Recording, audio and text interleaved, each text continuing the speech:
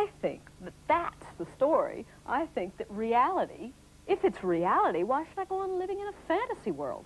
And she pulls out her razor, reaches up to her face, and is just about to cut her face off when the professor of quantum mechanics says, stop. There are various theories of quantum mechanics.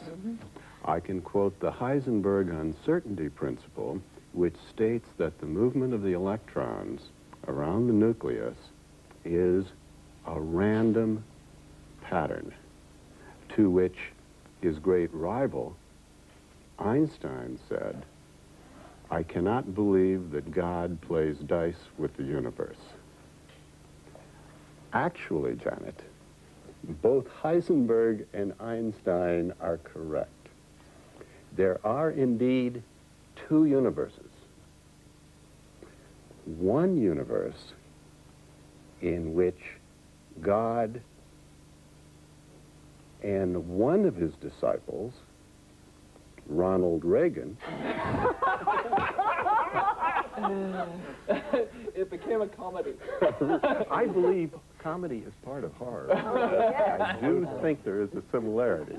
At any rate, God and his disciple, Ronald, believe that God does not play dice with the universe, that the universe is a structure of pure order. Everything is preordained, everything is organized and perfect. The second universe, discovered and interpreted by Heisenberg, is a universe conceived of also by God and his disciple, Groucho Marx. Now, God and Groucho believe in the Heisenberg concept of random action, in which indeed behind our faces are monsters, but behind, I should say behind some faces are monsters. Behind other faces are beings of beauty. And come to think of it, there's a third, which are kind of in between. Now, Janet, we came back 1,000 years after Christ. We now come back 2,000 years after Christ, and we tell you that mankind has one final 1,000-year period to exist. This 1,000-year period will be an experiment. You will determine, and your disciples will determine, in this coming 1,000 years, whether you are going to define for yourself the universe of Ronald or of Groucho. And at the end of this 3,000 years, something may happen. But before you make that choice, Janet, I have to tell you, you remember that census that happened a few months ago in your hometown, where the people that came to your door seemed to know something about you that you would rather they didn't know. What they knew about you, Janet, as I'm sure you remember, is that habit you had. And I'm here to tell you, Janet, that it's all right. The Messiah we spoke about 2,000 years ago, despite what your history has told you, despite what this confusing universe of multiplicity has suggested that the Messiah might have been Jesus Christ, no, it was Herod Antipas. The correct thing to do every millennia, Janet, is to slaughter the innocents.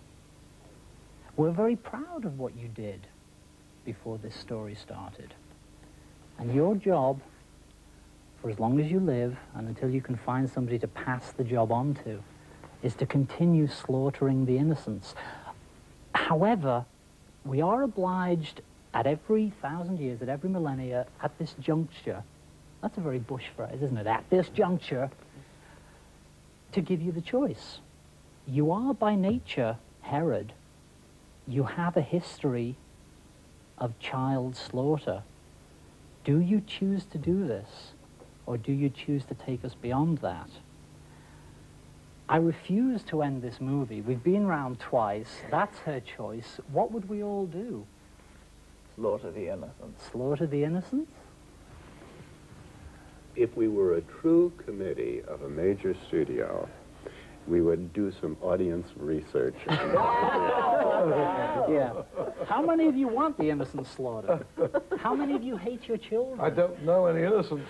But I'd like to point out something, that each aspect of the tale as we went around the table had a power and a uniqueness and a point of view that we couldn't get together, Yes. but we could get individually. Yes. And isn't that the premise of the story? It comes down to one individual making It comes a down choice. to the human being.